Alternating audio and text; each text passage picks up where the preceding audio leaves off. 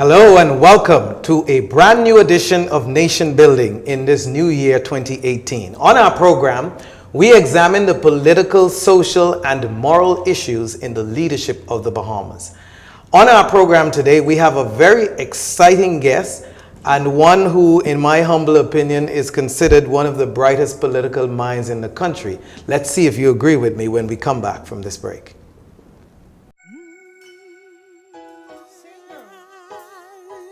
It's a new day. This is our new day. And in the blue glow of the morning, there's still time to reach back into our dreams. To become dreamers in the daylight. And live our lives and hopes with open eyes. Yes! This is the day to do the things that will fill our lives with joy and with love. Dreamers in the daylight. Anything is possible. This is our new day. We are alive.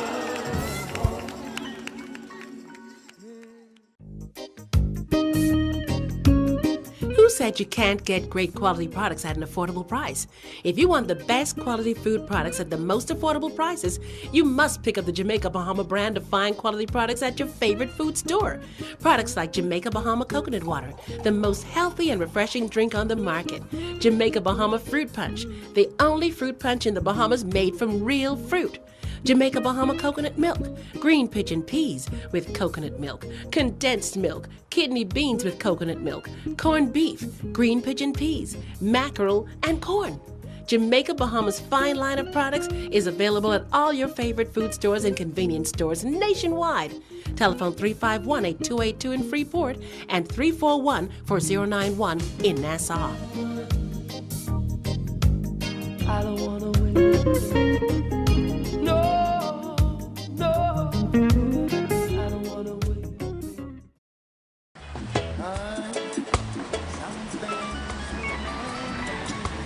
Hello. Did you get it? Yes, baby. I got it. Don't come home without it.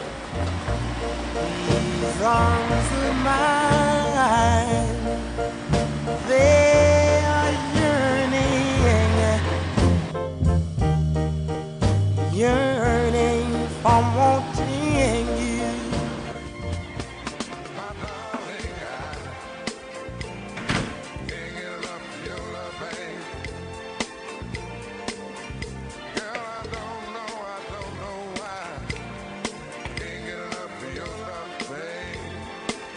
Where is it? Strongback is distributed by Jamaica Bahamas Import and is available at your favorite food or convenience store nationwide. For more information, call 341-4091 in Nassau and 351-8282 in Freeport. You bring passion, and we bring world-class infrastructure and innovation that's designed to help your business grow. You have determination. We've got your back with a super-fast LTE network, giving you access to whatever you need, when you need it. You offer superior service, we put you in control. With a dedicated care team to look after your business 24/7. Together, we have the advantage. Alive. Let's do this.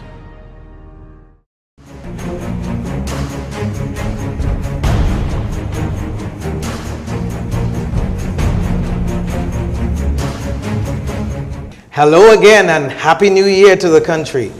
I'm your host, Winston Pinnock. On this edition of Nation Building, we are pleased to have with us the former Minister of Government in the PLP administration and now Senator Fred Mitchell, Senator the Honorable Fred Mitchell, who of course is also wearing another hat. He's the chairman of the opposition, the official opposition, Progressive Liberal Party. Mr. Mitchell, welcome back to Nation Building, sir. It's a pleasure, always a pleasure. Right, and thanks for coming and giving us an opportunity to pick your brain today. I'm sure the country will be educated as they always are when you open your mouth to speak. They may not always agree with you, I might add, but certainly you always bring sound thoughts to and reason to your positions. And so it's a delight to have you here. And once again, Happy New Year to the country. It's my hope that as we start our first political program here this year, that we will I've gotten so many feedbacks from our viewers, and I want to thank you for watching and ask for your continued support, and hope that this year we'll continue to provide you with lots of information that educates you and inform you about the development of our country, the Bahamas, and as we seek to build this wonderful nation that God has blessed us with.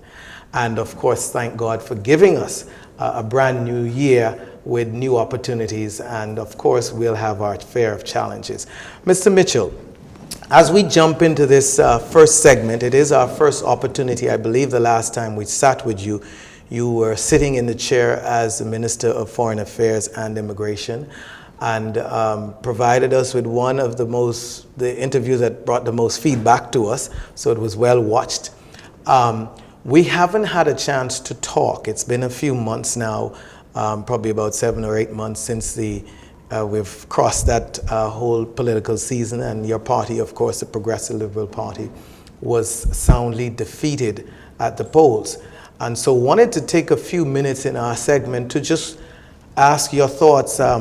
First of all, looking back at that devastating election defeat, I call it, what are the main lessons that you and your party has taken away from that? Well, I mean, I'd start off by saying soundly and devastating were not amongst the lessons that we learned, because it always interests me how people add these adverbs and adjectives. It was simply a defeat, and defeats happen to political parties. Things run in a cycle, and sometimes you win and sometimes you lose. PLP has been down to 3 or 4 seats before and came back again and won. And that's just the way it is. The public swings from one side to the next. Having said that, of course, the psychological impact on many of our supporters was quite a strong one. And the main focus since the 10th of May has been trying to get people stabilized, to understand just what I said before, that this is cyclical and that you just have to work and stay in the game, and that it turns around eventually. You seem to, and I've heard many of your public comments, very consistently say what you just said. And many people take issue with that, in that even people on your side who feel the hurt that you talk about and quite try to come to grips with the import of the defeat, if you will, and the impact of it on the political party, your political party, to see how they can rebound. I can't recall even in the 97 election, if I'm mistaken, you can correct me, that the party had come down to only 4 seats, though.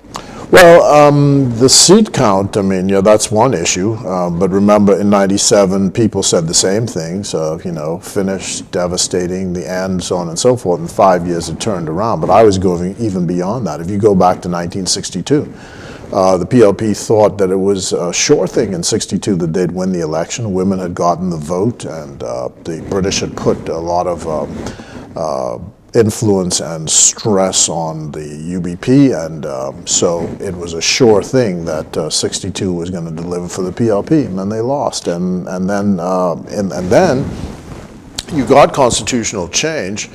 Black Tuesday, with the maces thrown out of the window, big crowds on the street. The party split in half.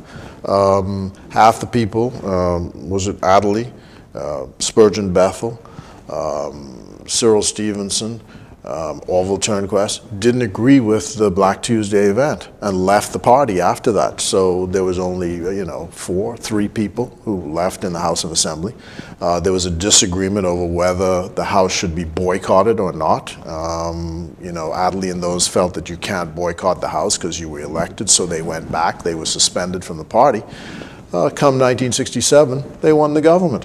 So the point I'm making is that these things, of course, they have a psychological impact on everybody, but at the end of the day, you look at the experience around every country, whether the country is autocratic, whether it's a dictatorship or not, eventually people get tired and they swing back again. It may be 5 years, it may be 10 years, but that's usually the cycle.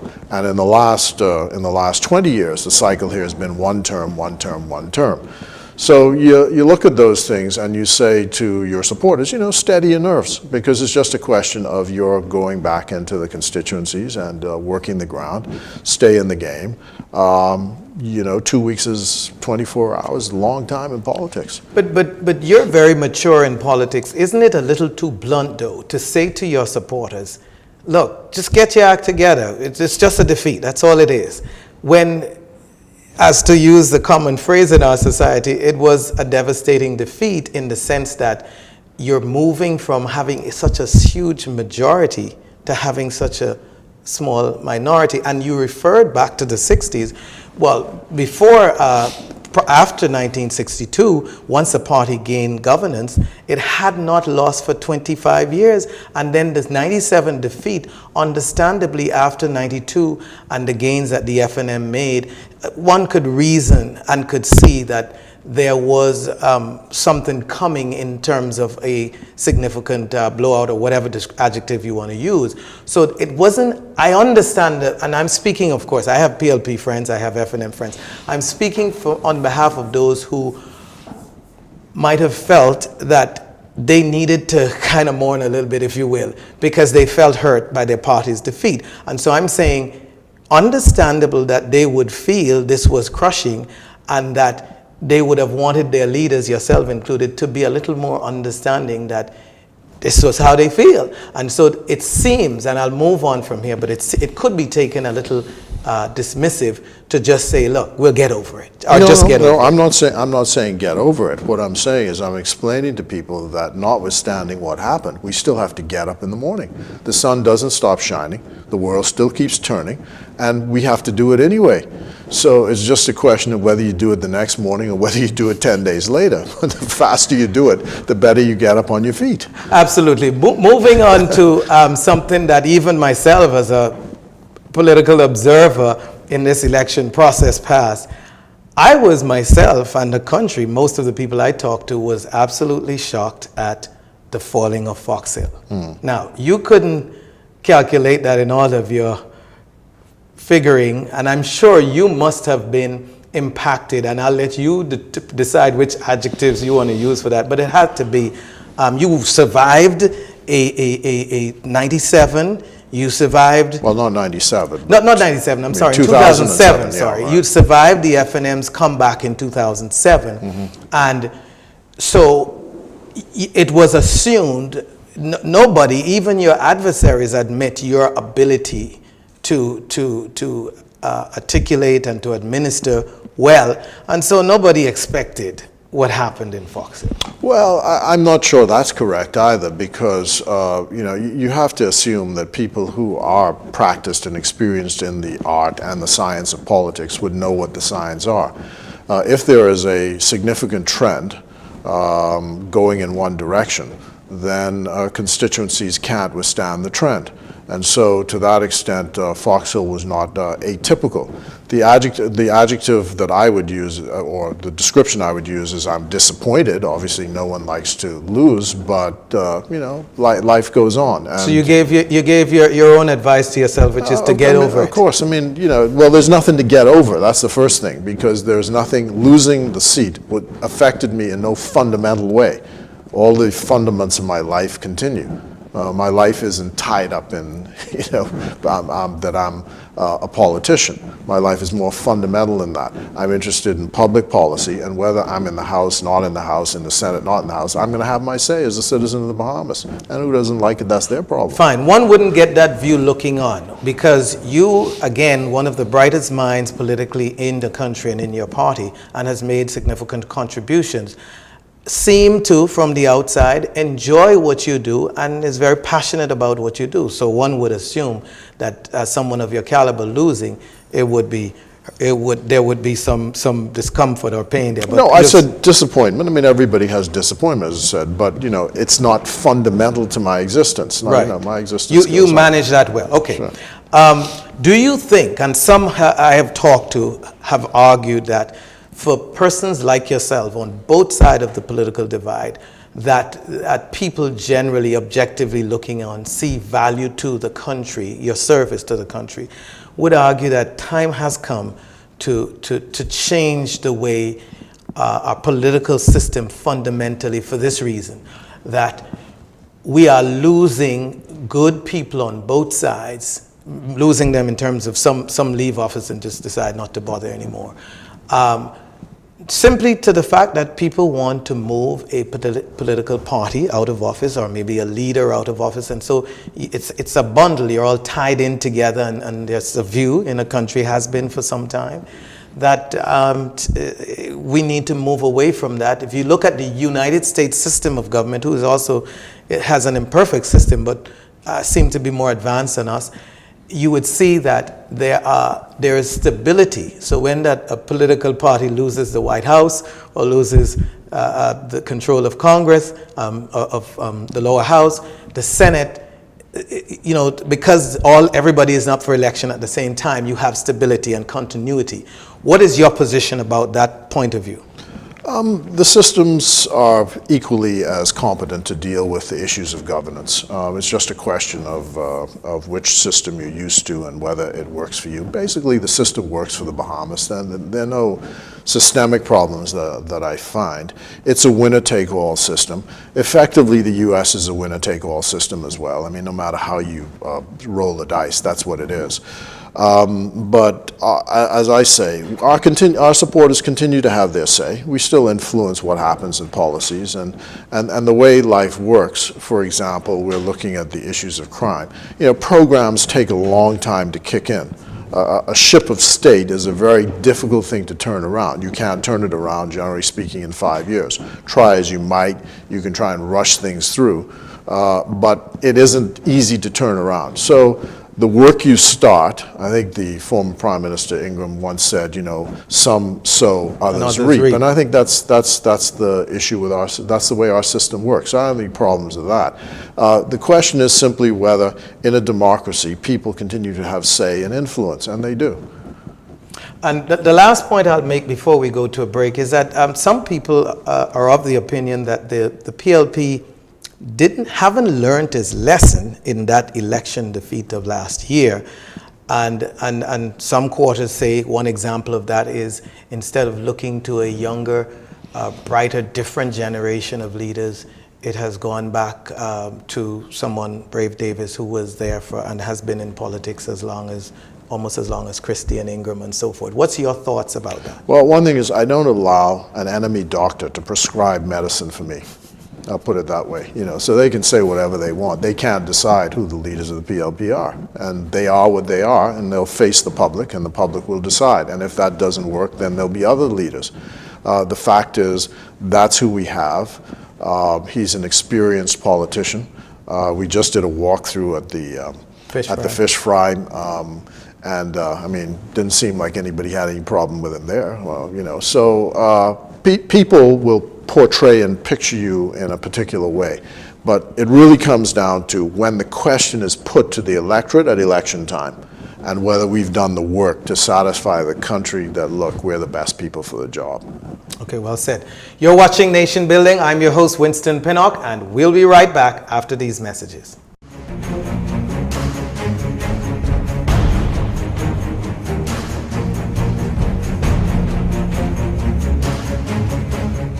You bring passion, and we bring world-class infrastructure and innovation that's designed to help your business grow. You have determination. We've got your back with a super-fast LTE network, giving you access to whatever you need, when you need it. You offer superior service, we put you in control, with a dedicated care team to look after your business 24/7.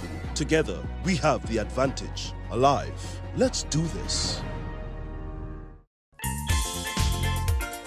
Hello, I'm Wendell Jones, and every time I sit down and I watch JCN television, I drink the Jamaica Bahama fruit juice. It's so pleasing to the palate. I've been cooking Bahamian dishes for generations. I now use Jamaica Bahama product. The rice is very fluffy, very tasty, and good eating.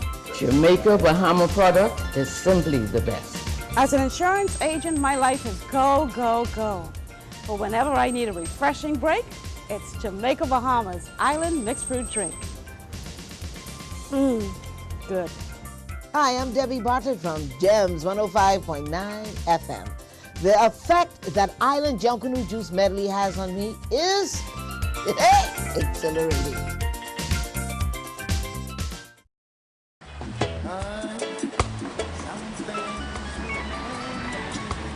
Hello.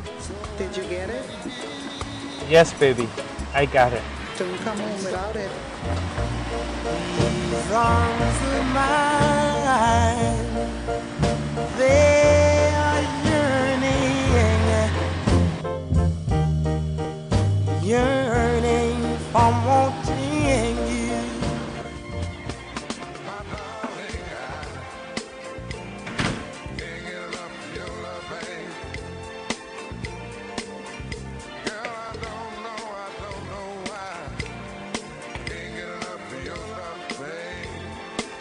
Where is it?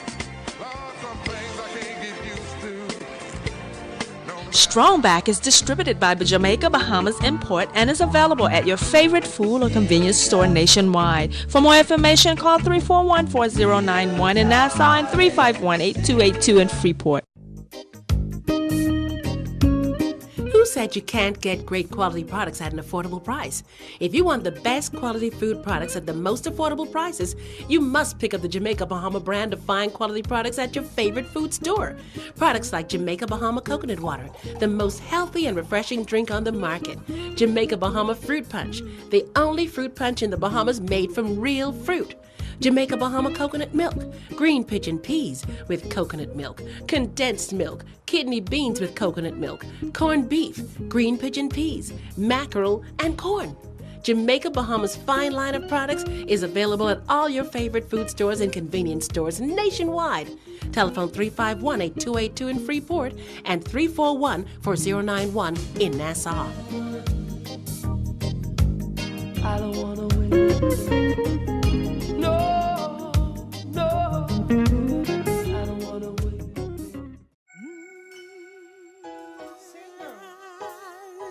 It's a new day. This is our new day. And in the blue glow of the morning, there's still time to reach back into our dreams. To become dreamers in the daylight. And live our lives and hopes with open eyes. Yes, this is the day to do the things that will fill our lives with joy and with love. Dreamers in the daylight. Anything is possible. This is our new day. We are alive.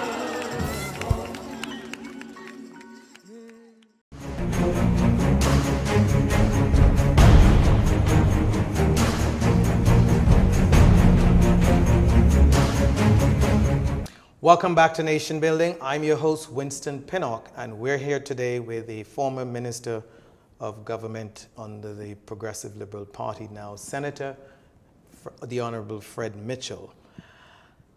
Mr. Mitchell, we are in a culture in a country that is growing, and politically we're growing as well. I think the last election, media, in my humble opinion, had a greater influence on the election, on the government, the party governing the country, for better or for worse. That's here to stay, and I think you would agree that's a good thing, isn't it? Not sure. I would say traditional media has been declining in its influence. The newspapers, people are reading them less and less, so they have less of an impact. Certainly, social media had a huge impact on the election, and that has now caused parties to have to deal with what I call the rumor culture. For example, we just had an interesting experience as chairman last night. I issued a statement, and so did the leader on behalf of the party, on the missing people in the aircraft in Andros, who social media had pronounced not missing, but dead. So the question I always have, and I ask our web writers and all of this, is how do we know, for example, that statements are authentic? Do we know that a statement has come from the Bahamas government? And so in that instance, how do we know that the event has taken place and that that event is final and pronounced as it is? Because of course it causes great distress to families and so on and so forth. So you want to be careful that things are accurate. So I think all political parties are adjusting to that new milieu, and I think it's uneven in the way it comes. By that you mean that it has political bias? Meaning the social media?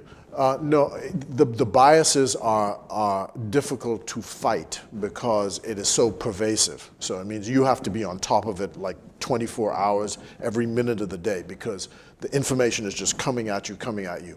Before, you could listen to Jones Radio, and you know that the newscast is 8 o'clock, and you don't have to worry anymore about what happens between 8 and noon, at least. But you know, once you get to 1 o'clock, then you find out what has happened, right? But now it's a constant stream. So everybody's adjusting to that environment.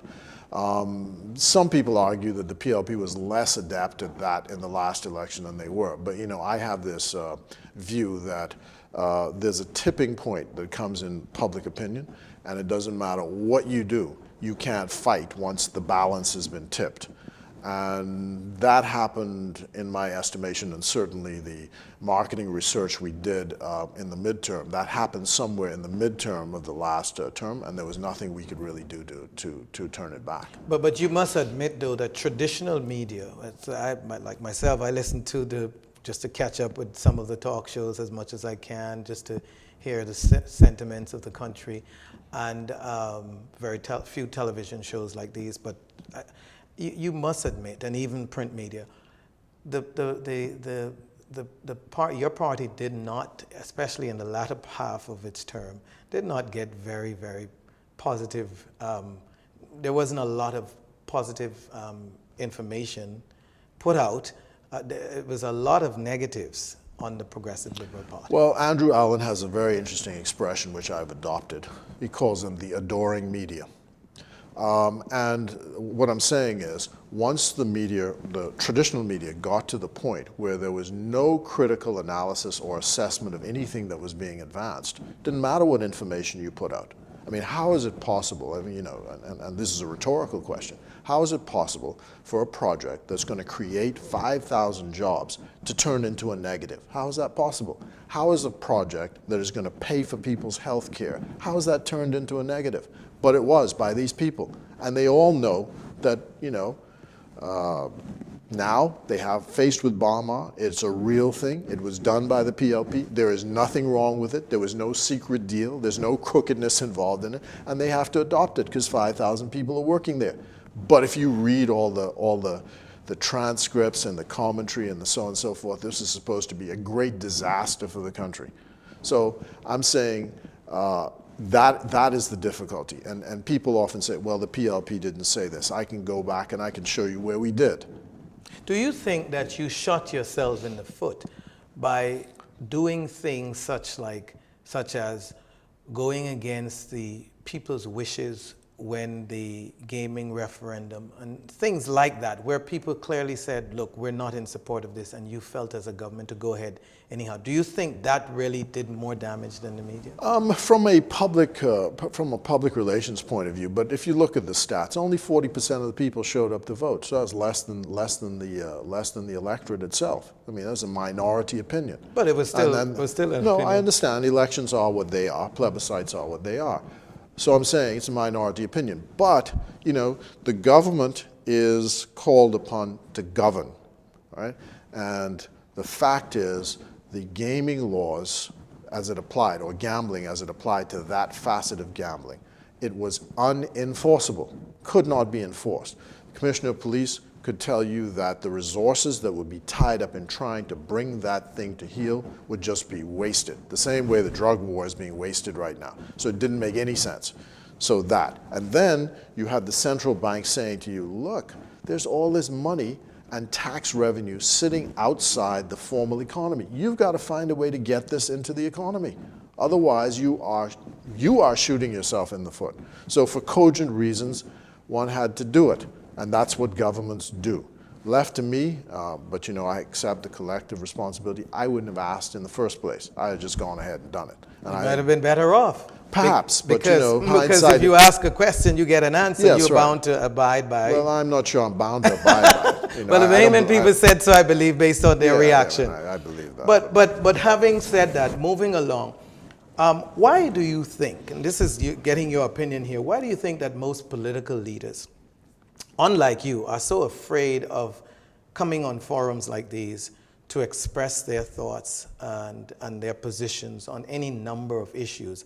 I mean, I know certainly here at Nation Building we've tried to get, and I won't call names obviously to embarrass anyone, but we've tried to get a number of significant political figures to come and share. And our story isn't unique, and they just dodge and try to avoid that. And I've find myself asking myself recently, and I'm asking you, do you think our leaders, political leaders, yourself included, understand that the opportunity to appear on media, whether that's you perceive that to be friendly or not, is really an opportunity to talk to the Bahamian people, that you're not doing us a favor? Because I get the feeling that too many of our politicians and our leaders don't recognize that turning away from the cameras or the microphone as it relates to talking to the Bahamian people is really insulting them and not the people inviting them. Do you believe that's true? Yeah, I would say it this way.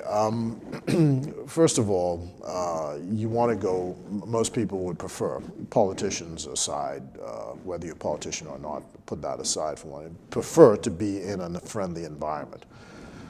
So under the microscope, I think you want to avoid those situations. Many people would want to avoid those situations. And then, particular people, shows have a cachet. So I suppose if Stephen Saka called from the BBC, everybody would be running to do it. So there's that. My view is that public discussion is key to the development of public policy. What I don't do is I don't engage in shows where people call in. I don't find those fruitful. I have no wish to get into an argument or dialogue with people who have no other joy or desire in life than to seem to embarrass you or got you and so on and so forth. I'm just interested in a discussion. So if someone says to me that there's a forum that I have and the forum is this, and I want to have a discussion on that's fine. There's no issue with me. And so I think there are all those considerations that go into deciding whether or not you come on a public forum. There are some talk show hosts that I simply won't accept. I won't go. They can ask me till the cows come home. I'm not going to do it. Putting that aside, where there's definitely a justifiable issue of bias or whatever, I still maintain that I've seen enough of it to say that it is a problem, and I think it's unfortunate. And I'd leave that. My other thing too is that I believe, like how you started a program, that I know what it is because I've been in that chair as well. I know what it is, and even as a politician, to try and build a product from start. And my feeling is that where you have an honest broker, as a public figure, you're bound to help people like yourself build a product. And get it spread far and wide, because it benefits, you hopefully build an alliance of sorts, and you also help to educate and edify the public. So that's my thinking. And I believe, well said, and I believe outside of the benefit to anyone hosting such a program, the truth is, and for anyone doing it, should be to really make a contribution. I see it as another means of making a contribution to the country. Thanks for responding to that. You seemed very troubled by the number of high-profile former colleague ministers of yours who have been arrested over the last few months. And I make this based on your comments that you've made over the last few months. You seem to have been very disturbed by it. And I just wanted to ask you, why have you taken the government to task over what they are saying and alleging to be addressing the issue of corruption in our country? If we assume that the police force is not encumbered or being used by any government administration, one would want to honestly assume that if a former minister or ministers or MPs were arrested, that there would be justifiable reason. Share on that for me. Well, a couple of things. There's something, an expression used called victor's justice. You see the arguments going on in the United States now, where the President of the United States is seeking to get politically, using the Justice Department to get at his former opponent. And that's the construct within which we come to the argument that this is not what happens in a democracy.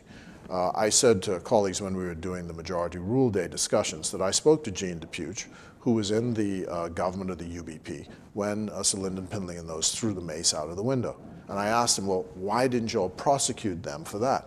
And his response was, we saw it as a political event, not a criminal event, and that is resolved once the general election takes place. That's the end of that.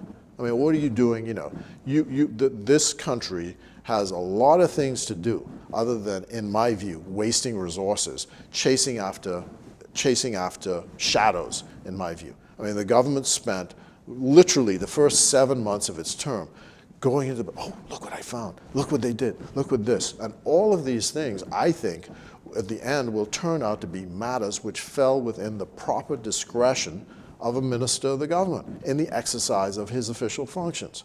It remains to be seen, of course, what happens. But that's the issue. The construct or the issue that we're concerned about is this is it smacks of victor's justice.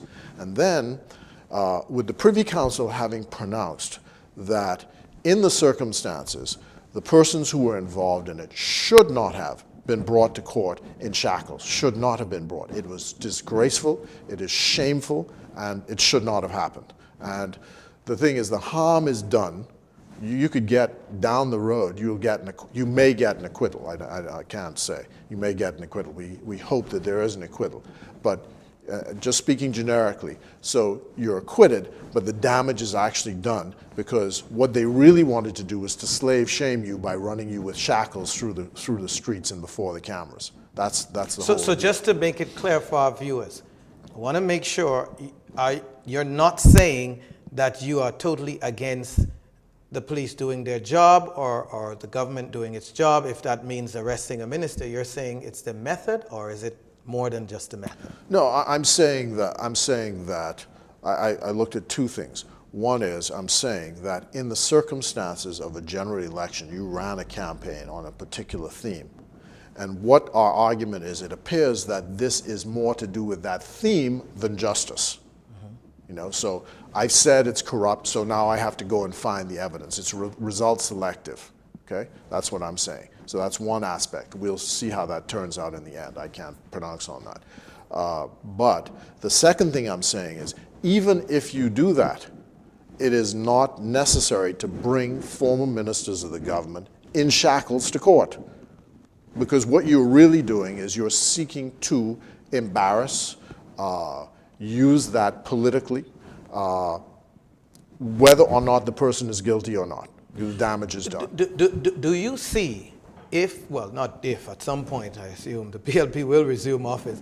When the PLP returns to government, if you are part of the PLP and the people are found to have, or is alleged to have committed, former ministers in the now administration, administration is found or suspected of committing crimes or whatever, would you be one of those saying go get them? Let me put it this way. The Attorney General in this administration, Carl Bethel, well, go back, Commissioner of Police said, he was then Commissioner of Police, said, look, I hear all these people talking about corruption, but there's nothing before me about corruption. Next thing we know, he's gone on holiday. The Attorney General gets up in the Senate, says, I'm the Minister of Justice, and what I see, no corruption that I see. I know he was attacked almost immediately by his own partisans, right? So, Commissioner then goes on holiday. We can't see him for 3-4 months. The Attorney General suddenly changes his tune within a week, changes his tune in the House. Oh, he's searching and so on and so forth. And then the arrests come. I mean, this is not putting two and two together and making it 5. This is 2 and 2 putting together and making it 4. which is what it is. So as they say in the States, you know, if it looks like a duck and it quacks like a duck, it's a duck. That's what it is. Before we go to this break, I want to make sure, are you suspicious then? Are you alleging that the Commissioner of Police did not voluntarily step aside from his post as commissioner to take up this Well, appointment? you know, he says not. He says not. You know, and he's safely ensconced. Says that he did not voluntarily? No, he says that he wasn't forced out, that he was treated properly and so on and so forth, you know. But there's that reality, and then the people who are looking on from an objective reality. I suspect, I may be wrong, but I suspect that you're not sure if the commission is telling the truth. But No, I don't want to put that on. I want to make that absolutely clear. You accept what the commissioner... No, you have to take a man at his word. Okay. What I am saying, though, is the same thing I said to Frankie Campbell, who's the Minister of Transport. The same thing is, when facts are in the public domain, there's something called fair comment. So you look at the facts and you say, boy, that doesn't make sense to me. That doesn't make sense to me. But you say, if you say so, no problem. You're watching Nation Building. I'm your host, Winston Pinnock, and we'll be right back after this message.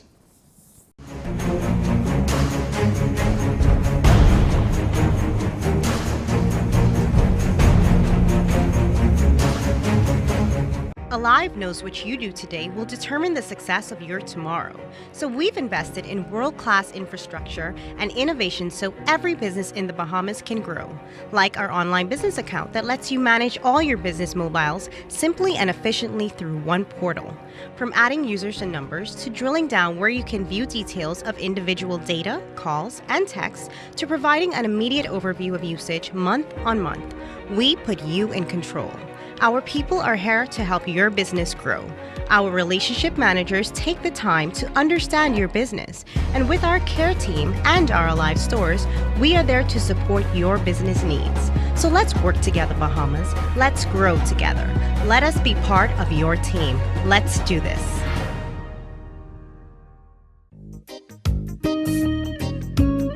Who said you can't get great quality products at an affordable price? If you want the best quality food products at the most affordable prices, you must pick up the Jamaica Bahama brand of fine quality products at your favorite food store. Products like Jamaica Bahama Coconut Water, the most healthy and refreshing drink on the market. Jamaica Bahama Fruit Punch, the only fruit punch in the Bahamas made from real fruit. Jamaica Bahama Coconut Milk, green pigeon peas with coconut milk, condensed milk, kidney beans with coconut milk, corned beef, green pigeon peas, mackerel, and corn. Jamaica Bahama's fine line of products is available at all your favorite food stores and convenience stores nationwide.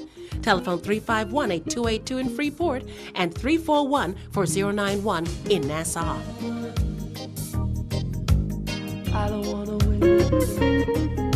No, I don't wanna win.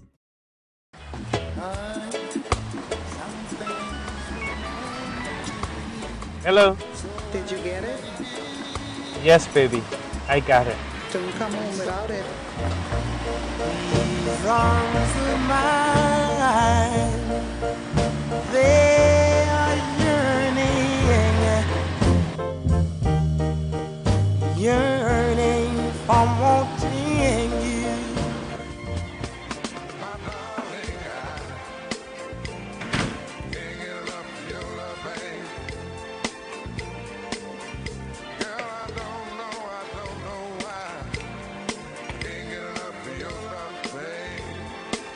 Where is it? Strongback is distributed by Jamaica Bahamas Import and is available at your favorite food or convenience store nationwide. For more information, call 341-4091 in Nassau and 351-8282 in Freeport. Hello, I'm Wendell Jones, and every time I sit down and I watch JCN television, I drink the Jamaica Bahama fruit juice. It's so pleasing to the palate.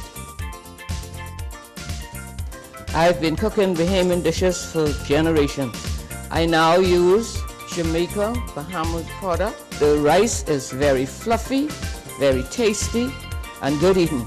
Jamaica Bahama product is simply the best. As an insurance agent, my life is go, go, go. But whenever I need a refreshing break, it's Jamaica Bahamas Island Mixed Fruit Drink. Good.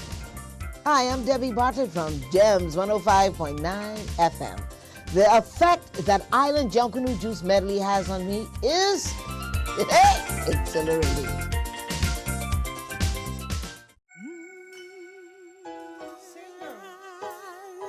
It's a new day. This is our new day. And in the blue glow of the morning, there's still time to reach back into our dreams. To become dreamers in the daylight. And live our lives and hopes with open eyes. Yes, this is the day to do the things that will fill our lives with joy and with love. Dreamers in the daylight. Anything is possible. This is our new day. We are alive.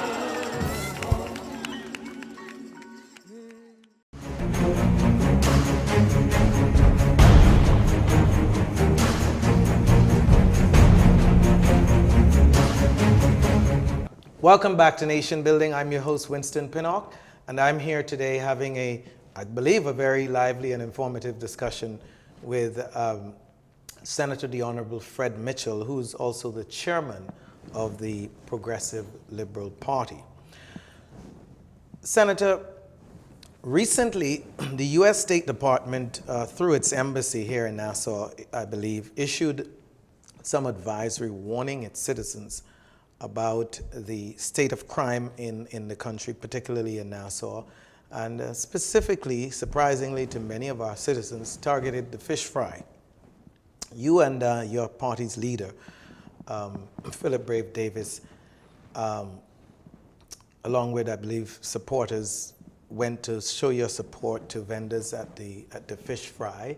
I do know that fish fry venue is a very sentimental thing for all of us in the country. And to my knowledge, I haven't heard of anything of late that seemed to suggest that there is any danger at the fish fry. But the point is, the State Department issued the statement, and you went public in quickly, I guess, denouncing or being concerned about the impact of that. There are two sides to that. One is a genuine concern, of course, for the country and for the people there that make their living there. And also, the other side is the comments that I hear is, oh, it's just political, the fact that you and your party leader and others showed up to support. Can you speak to that for me? Well, it is political. I mean, we're politicians. And by political, they mean it's just a political show. It's not sincere. No. You know, we went there for two reasons. One is, of course, to show solidarity and to demonstrate that there's no special security concern there.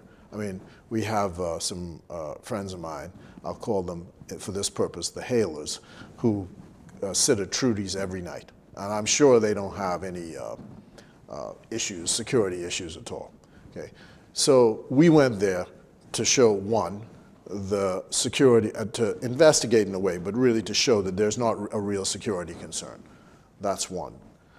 The second reason we went there, though, is to say that the advisory has had the effect of causing the traffic to go there to fall off. And so Bahamians need to step up to the plate and go and support the vendors.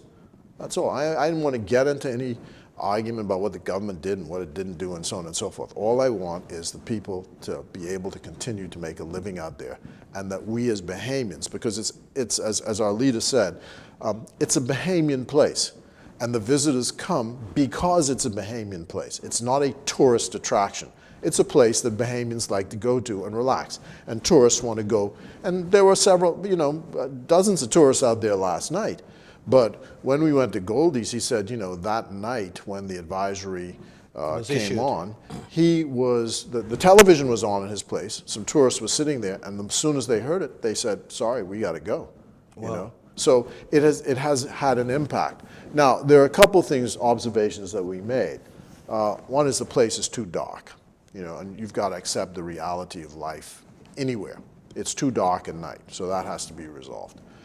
Secondly, the state of the police station was just appalling. I could not believe that they allow police officers to work in those conditions. Thirdly, the vendors themselves said that they're really concerned that on public holidays, the place is shut off from vehicular traffic and on Sundays. And that has an adverse effect on the kind of business that they get. And the last observation I would make is the garbage. That's a problem throughout this country, is people seem to pay no heed to the collection of garbage or how you manage garbage. And that has to be dealt with. But quite apart from that, yes, it is political in the sense that we obviously want their support. We want to show the country that we support them and hope that that gets us support. But it is also out of a genuine affection for this fish fry and to hope that they make it successfully economically. So in short, do you think the warning was justified? The Americans have their own views about these things. They look at the newspapers, and there may have been some incidents. Some of the people said that vagrants, the real problem is vagrants, people coming up and interfering. I think that those are policing issues. Does it justify telling people not to go there? I don't think so. And it really is against the backdrop of a country where there has been one mass shooting after the next. You go into a mall in the States and people are taking high-powered rifles and killing 50, 60 people at a time. Do we warn our citizens, when you were in government, did you warn our citizens to avoid places in the U.S.? Yes, we did. I mean, we did it in usually at Christmas time, warning people about leaving passports and documents in cars. And of course, specifically, we did a warning with young black men who are Bahamians in their interface with the police in the United States after those shootings took place. Okay.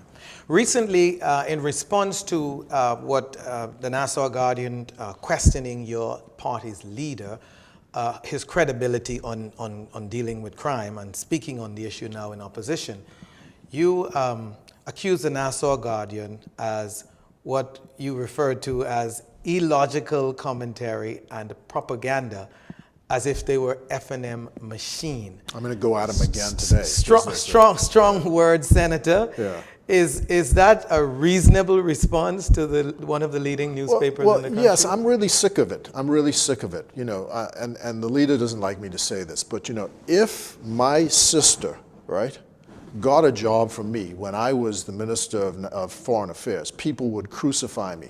Right? But the Minister of National Security's sister is the managing editor of the Nassau Guardian. So they have the temerity. There's no independent view. But some would say she didn't go there, she was there long before he was minister. Yeah, fine. But we have lots of experience with it because, she dates back to the Bahama Journal. When I first made that point, and he was made an assistant commissioner of police, and she wrote a story criticizing the PLP for moving him to the airport, which was wrong. You can't be involved in it. So they cannot have a dispassionate voice on crime. Now that's fine. I'm saying she is who she is. So are you saying that the Guardian should not, if it wants to remain credible, should not have No, I'm not going there. What I'm saying is they have a responsibility as a newspaper of record to be balanced.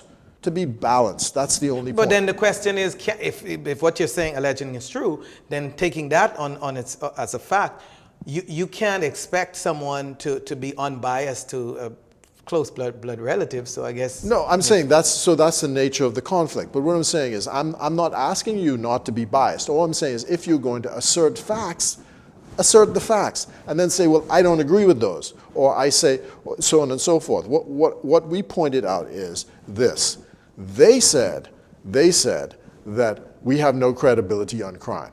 Okay. Now, look at these two circumstances. I guess she was speaking directly to your leader. No, fine. So, all of us in the government have to accept no credibility on crime. Okay?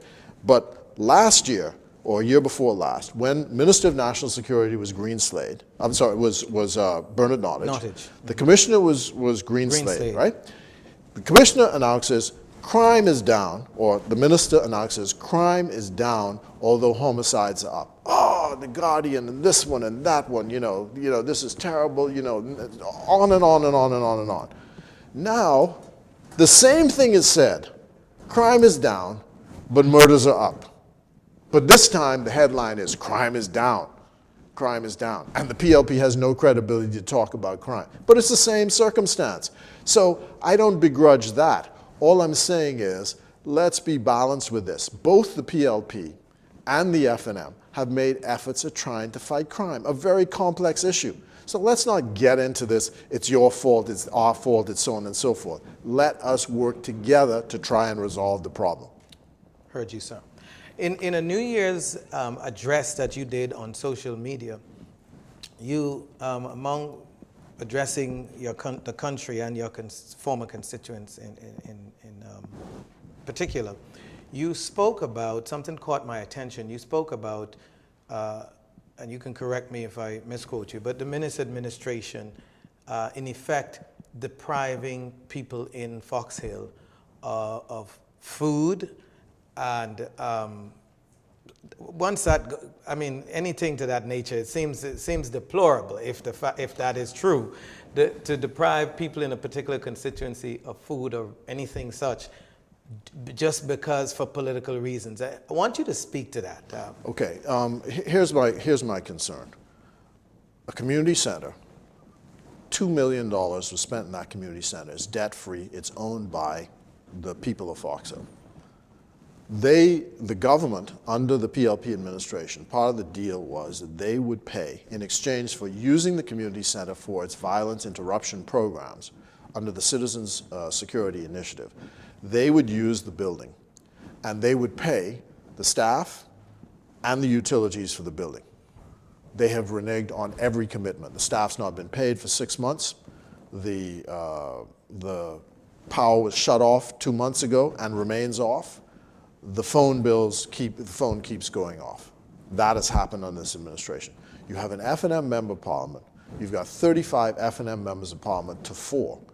And I could tell you that if I were the member of parliament of Fox Hill with that kind of majority as a PLP, there is no way the power would be off in that building today. No way. But how does that relate to depriving the people? No, depriving the people. No, I'm going on. I'm starting with the community center, right? So my point then was that you are depriving the people of Fox Hill in that sense. And then I went on to say that this is Christmas time. There are certain expectations that the people of Fox Hill have as a result of past representation, which were not available to them. And not only from the vote of the Member of Parliament, but from social services generally. The appalling stories that you hear under this dispensation, where people go to social services and cannot get the support that they need.